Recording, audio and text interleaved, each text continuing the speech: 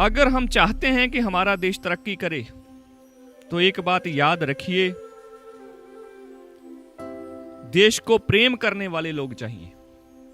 बहुत एजुकेटेड लोग हों, अच्छी बात है, बड़े बड़े डॉक्टर हों, इंजीनियर हों, प्रोफेशनल हों, एजुकेटेड लोग हों, लेकिन उनके भीतर अगर राष्ट्र प्रेम नहीं है तो आप याद रखिए देश कभी तरक्की नहीं कर सकता।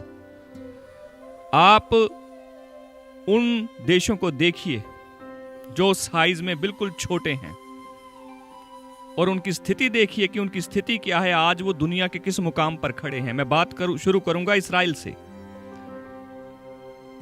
दुनिया का एक छोटा सा देश है, अगर आप उसका क्षेत्रफल देखें, एरिया देखें, तो पंजाब से आधा भी नहीं है वो। अगर आप उसकी पॉपुलेशन देखें तो मात्र उनकी 95 लाख 1 करोड़ के आसपास पॉपुलेशन है और उसे बने भी कुछ ज्यादा समय नहीं हुआ। 47 में भारत आजाद होता है और 48 में इस्राइल बनता है, और जैसे ही इस्राइल बना जूज लोग आकर वहां बसे तो 5 अरब कंट्रियों ने उनके ऊपर अटैक कर दिया। अब 5 कंट्री एक छोटे से देश पे जो अभी जन्म ही लिया है जिस देश ने, अगर उसके ऊपर अटैक करें तो आप सोचिए कि उसका तो नामो निशान मिट जाएगा। लेकिन वो 5 के 5 अरब कंट्री हार गए, इस्राइल जीत गया। क्यों? कारण एक है, क्योंकि वो लोग अपने राष्ट्र को प्रेम करते थे। और आज भी वो छोटा सा देश इतना समृद्ध है। अगर आप देखें फाल्कन रडार जो कि एक एयर डिफेंस सिस्टम है, उससे हम इस्राइल से ले रहे हैं। ब्रॉक मिसाइल है, पाइथन मिसाइल है, ब्रॉक 8 है, और बहुत से ऐसे वेपन हैं जो अरबों डॉलर के हैं, वो हम इस्राइल से ले रहे हैं। साइज में कितना छोटा है, पॉपुलेशन में कितना छोटा है, लेकिन क्यों इतना समृद्ध है? क्योंकि वो लोग अपने राष्ट्र को प्रेम करते हैं। दुनिया में इंटरनेशनल मंच पर इस्राइल की सुनी जाती है। जो इस्राइल बोलता है उसे दुनिया सुनती है। और दूसरा देश आप देखिए, वो है जापान।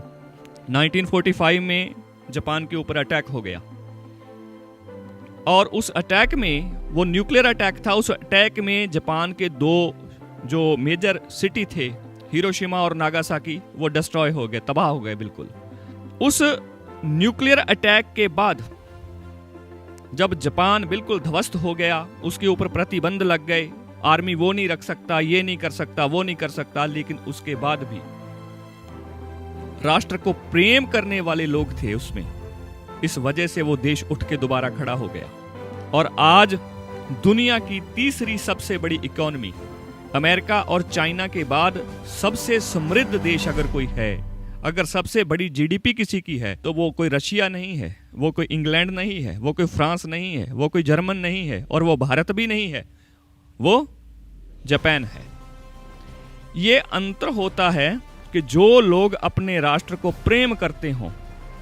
हमारे यहां मनमर्जी के नाम पर कह लीजिए, अभिव्यक्ति की आजादी के नाम पर कह लीजिए, रोष के नाम पर कह लीजिए, विद्रोह के नाम पर कह लीजिए, लोग बसें जला देते हैं, लोग ट्रेन जला देते हैं, लोग जो हमारी राष्ट्रीय प्रॉपर्टी है, नेशनल प्रॉपर्टी को बिल्कुल क्षति पहुंचा देते हैं। उससे क्या होता है भाई? नुकसान किसका होता है?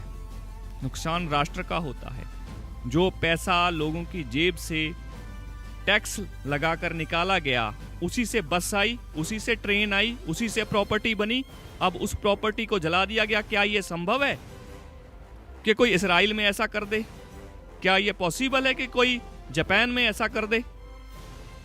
और यहां तो लोग आजादी के नाम पर ऐसा भी बोल देते हैं कि हम राष्ट्र के टुकड़े कर देंगे, हम देश को समाप्त कर देंगे, खत्म कर देंगे। क्या कोई ऐसा बोल सकता है इस्राइल में या जापान में?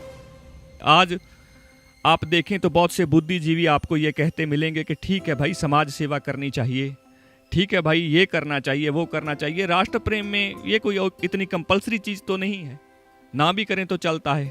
अरे भाई, आप कितनी भी समाज सेवा कर लो, आप कितने भी एनजीओ चला लो, अगर आपके उस काम के पीछे राष्ट्र प्रेम नहीं है, अगर उसके पीछे अच्छी भावना नहीं है, तो आपका देश, आपका समाज, जिसके लिए आप काम कर रहे हैं, वो कभी तरक्की नहीं करेगा।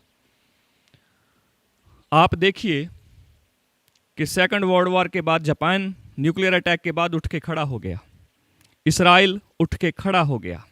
लेकिन भाई आपका देश तो बड़ा समृद्ध था, आपके ऊपर तो कोई न्यूक्लियर अटैक भी नहीं हुआ था, आप तो ज्योग्राफिकली भी बहुत बड़े थे, लेकिन आज फिर भी आपका देश कहां है?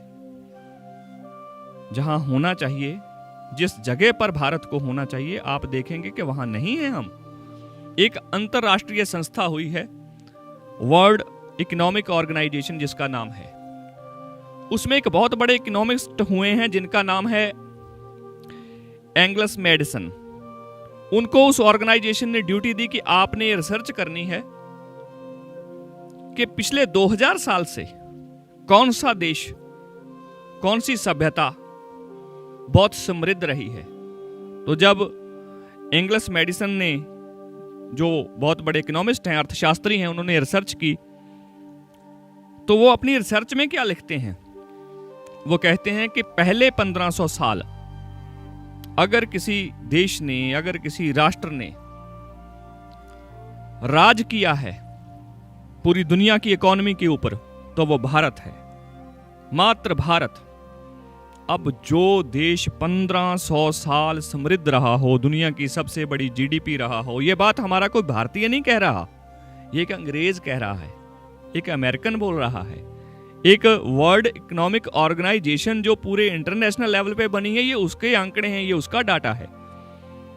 अगर हमारा भारत इतना समृद्ध था तो भाई क्या समस्या आ गई कि आज स्थिति वैसी नहीं है जैसी होनी चाहिए? उसका मात्र एक कारण है, करप्शन। इसराइल खड़ा हो गया चाहे साइज में छोटा था, जापान खड़ा हो गया चाहे उसके ऊपर न्यूक्लियर अटैक हुआ था, लेकिन भारत खड़ा नहीं हो सका क्योंकि भारत में है करप्शन।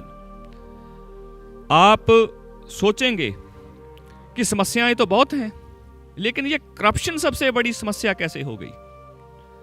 देखिए, जब भी कोई व्यक्ति क्राइम करता है, चाहे वो देश की इकोनॉमी के साथ छेड़छाड़ करता है, चाहे वो लोन लेकर वापस नहीं करता, चाहे वो कोई बहुत बड़ा गैंगस्टर है, चाहे वो कोई बहुत बड़ा क्रिमिनल है, चाहे वो कोई कैसा भी व्यक्ति है, अगर उसने देश को क्षति पहुंचाई है तो उसके बचने का एकमात्र कारण होता है करप्शन।